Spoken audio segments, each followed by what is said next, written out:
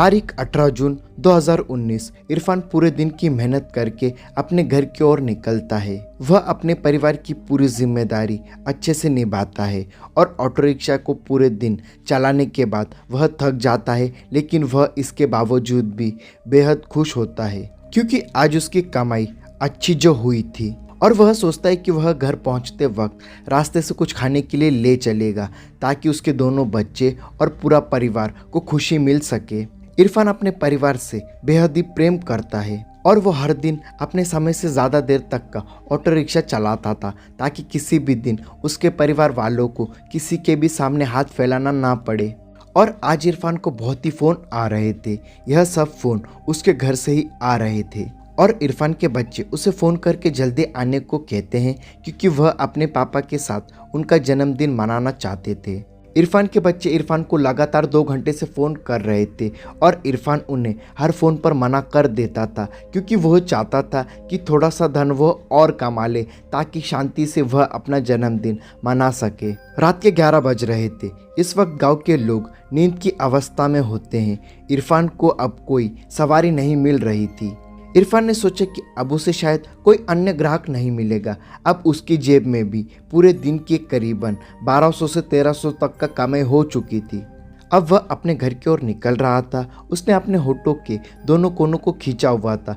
वो बेहद ही खुश था। वह रास्ते में से ढाबे से कुछ खाना भी लेकर जाने की सोच रहा था। रात का वक्त होने के कारण वह अपनी ऑटो रिक्शा को तेज़ रफ्तार से दौड़ा रहा था। यह रास्ता उसके घर की तरफ शॉर्टकट का था और वो अपनी ऑटो को पूरी रफ्तार से भगा रहा था कि तभी अचानक से एक तेज़ रोशनी उसके आंखों के सामने पड़ी और वो खुद को बचाने के लिए ऑटो के हैंडल को दूसरी ओर किया और अंधेरा होने के कारण उसे यह मालूम नहीं चला कि उसका रास्ता अब बदल चुका है। वह जिस रास्ते पर अब था, यह रास्ते की एक खास बात थी। वह यह थी कि इस रास्ते से इरफान का गहरा संबंध रहा है और 20 साल पहले वह इसी रास्ते से गुजरा था। इरफान को उस रास्ते में घुसते ही अजीब सी ध्वनि सुनाई देती है। उसे अपना वही सफ़र याद आने लगता है जब वह इस दिन 20 साल पहले आया था। रास्ता बेहद ही सुनसान था।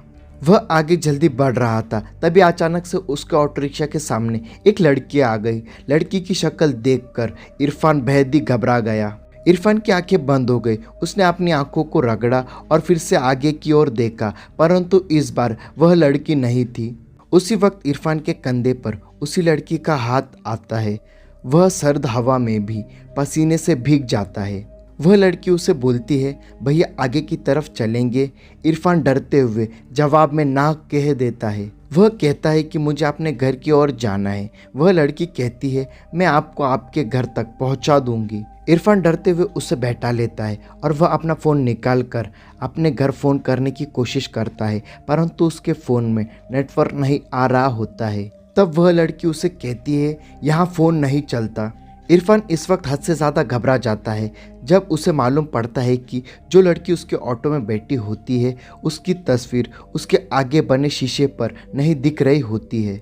और इरफान उस लड़की को देखने के लिए पीछे मुड़कर देखता है तो उसका ऑटो से ध्यान भटक जाता है और उसका ऑटो एक विशाल वृक्ष से टकरा जाता है। इसमें इरफान की मौत हो जाती है। इरफान के घर का माहौल अब बेहद ही चिंतित रहता है। पूरी रात इरफान की कोई खबर नहीं मिली होती है।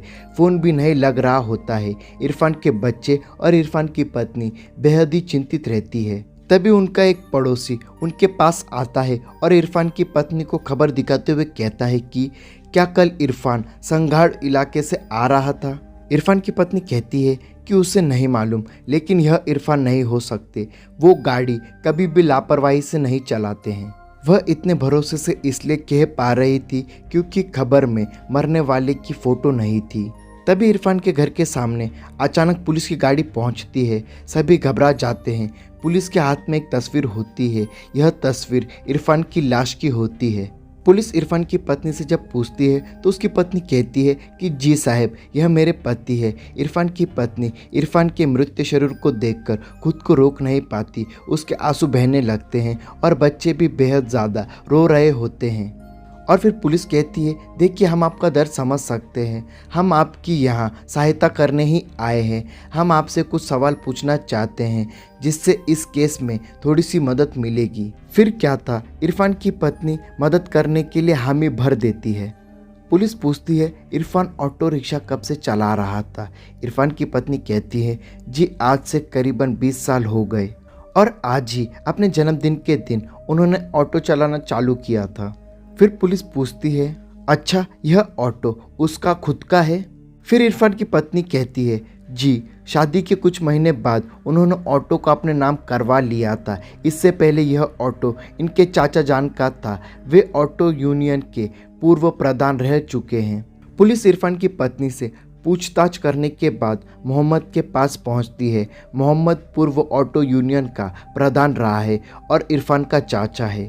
और पहले तो वो पुलिस वाले के हर सवाल का जवाब देने से मना कर रहा था, लेकिन जब पुलिस वाले उसे सच बताने के लिए मारने लगे तो उसने बताया, इरफान की अम्मी बचपन में ही गुजर गई थी और इरफान के अब्बू यानी कि मेरे भाईजान शराबी थे। उन्हें शराब के अलावा खाने का कोई होश नहीं था। इरफान के लिए उसके माता पिता सब कुछ थे और एक दिन ज़्यादा शराब के कारण भाईजान की मौत हो गई और तब इरफान अकेला हो गया और गरीबी के कारण वह ज़्यादा पढ़ा लिखा भी नहीं था और इसके बाद वह मेरे साथ रहने लगा। पहले तो हमने उसे पढ़ने के लिए कहा, लेकिन उसका मन अब पढ़ाई में नहीं था। वह कहता था कि उसे पैसा कमाना है ताकि वह अपने आगे की ज़िंदगी अच्छे से बिता सके। और इरफान के जन्मदिन के दिन ही हमने उसके लिए ऑटो लिया और उसे भेंट कर दी। ऑटो पाकर वो बेहद ही खुश था। ऑटो चालक के रूप में उसका वह पहला दिन था। मैं भी उसके साथ ही गया था। यह सुनकर पुलिस वाला हैरान हो जाता है। पुलिस बीच में रोकता है और पूछता है कि तुमने तो कहा था कि इरफान उस वक्त अकेला था। झूठ कहा था मैंने, इरफान का जन्मदिन था तो, लेकिन उसके लिए संघर्ष से एक शराब की बोतल और साथ में कुछ चखने में भुजिया ली। और यह रास्ता हर वक्त सुनसान ही रहता है और उस वक्त रात के 10-15 हो रहे थे। तभी हमारे ऑटो को एक लड़की ने रोका। वह बेहद ही खूबसूरत थी दिखने में और उस लड़की ने बहुत छोटे कपड़े पहने हुए थे और वो अपने घर जाना चाहती थी, लेकिन मैंने और इरफान ने काफ़ी शराब पी हुई थी। तब इरफान नशे में बेकाबू हो गया और उसने उस लड़की का रेप करने लगा। वह चीख भी रही थी, लेकिन उसकी सुनने वाला उस जगह पर कोई नहीं था। यह सुनते ही पुलिस वाला आगे के केस को समझ गया और उसने उस लड़की के केस को फिर से खोला और मोहम्मद को फांसी की सज़ा मिली और इरफान को तो सज़ा खुद वह लड़की दे चुकी थी। आशा करता हूँ कि वीडियो आपको अच्छी लगी हो। वीडियो अच्छी लगी हो तो वीडियो को लाइक और चैनल को सब्सक्राइब कर देना। मिलते हैं हमारे नेक्स्ट वीडियो में, तब तक के लिए बाय।